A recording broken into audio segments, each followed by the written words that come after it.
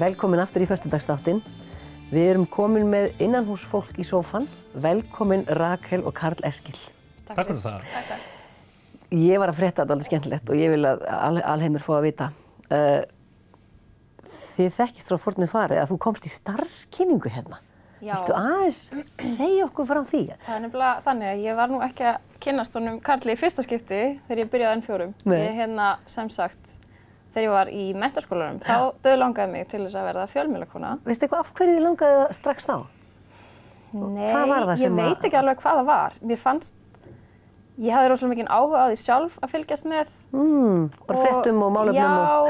Já, og mér fannst ég alltaf hafa einhverjar skoðanir á því. Já, ok. Og mér fannst það bara eitthvað spennandi vettvangur, þú veist, eitthvað svona, og sérstaklega þetta með að það sé alltaf, sko, hver dagur er öðruvísi, Já, það er alltaf eitthvað nýtt. Það er alltaf eitthvað nýtt og spennandi.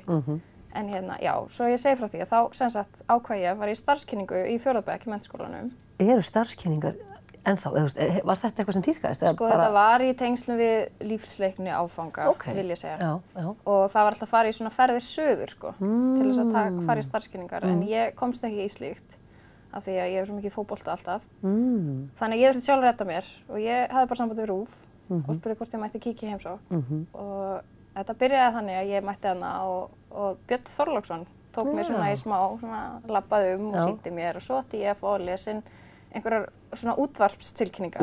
Þetta var mjög spennandi, sko, ég var mjög spennt. En hvar var RÚV þá til húsa? RÚV var getur verið að þetta hafi verið það sem á Subway núna. Já, voru neyri miðbæ held ég. Bara við Ráðhústorgið? Já, það var þar. Og þannig að þetta svona leit út fyrir að vera auðvelt, sko. Nema svo kemur hann alltaf inn hlaupandi þarna.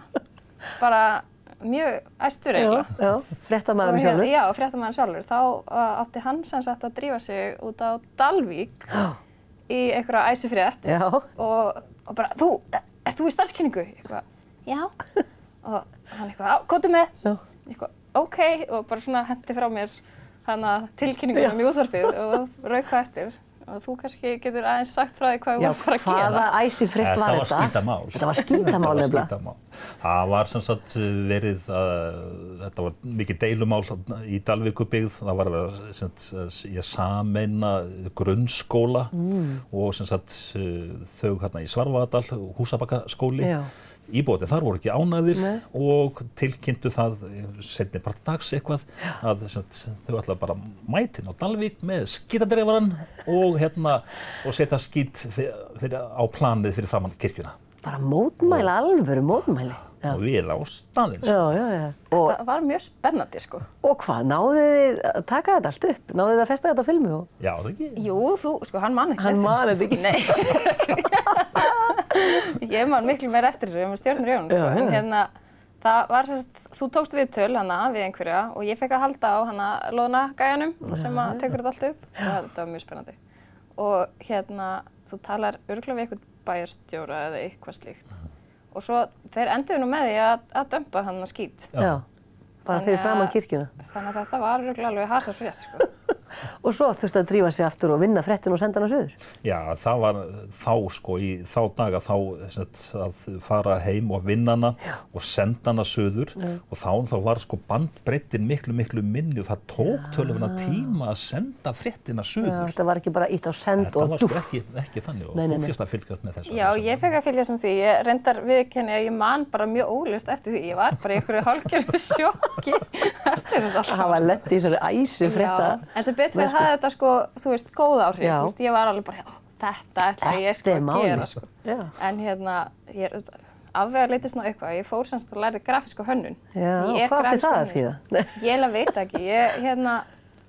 Ég var alltaf mikinn áhuga á því svona að skapa og svoleiðis.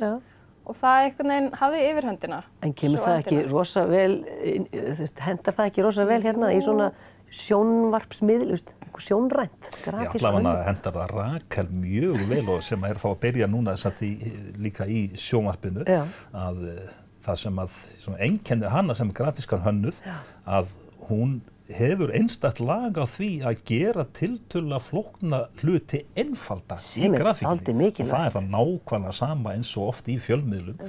Sum mál geta verið flókin, en Rakel bara hefur eiginlega bara einstakt lag á því að búa til einfalda grafík og það líka í sjónvarpinu. Og svo eins og í sjónvarpinu að matreiða flókin mál kannski fyrir. Já, takk fyrir þetta. Maður roðnar bara. En sannlega þetta svona hugsunarháttur sem maður teymur sér að svona komast að efninu einhvern veginn í fáum orðum. Og þú hófst störf hérna fyrir hvað, ári síðan? Svipað leit og ég? Já, í byrjun júní. Síðasta sumar. Og ert núna að færa þig aðeins inn á þetta þáttastjórnendasvið? Já, ég hef verið alveg svona svolítið mikið í einhverju dagskrárgerð en aldrei fyrir framan vélina sko. Þannig að þetta er mjög spennandi breyting. Já, þú búin að prófa aðeins? Ég er búin að prófa aðeins, já. Og hvernig leist þér á og hvernig fílaðu þig? Mjög vel sko. Mér finnst alltaf rosalega gaman að tala við fólk og ég er stressuð fyrirfram en svo vel að ég byrja að tala við fólkið og þá einhvern veginn finnst mér það mjög eðlilegt og þægilegt sko.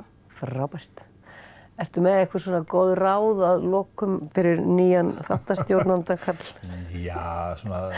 Já, ég er alveg að starfa við fjölmiðlun og að þetta eru mikil tengsl við fólkið og það sem að ég geti í raun og veru bara sagt við þig og alla sem að eru að byrja til dæmis í fjölmiðlun, það er bara að vera maður sjálfur í fyrsta lagi og bara hafa öll þessi gildi sem að eru viðurkenndi í þjóðfélagum, bera virðingu fyrir umfjöllunar efninu og í raun og veru bara að mæta til starfa á morgnana, jákvæður og ákveðin í því að skila góðri vinnu og í lok vinnudags að vera sáttur og hlakka til að fara heim til sinna nánustu, leggjast bara sáttur á koddann, vakna aftur glaður og þannig hringrásinn.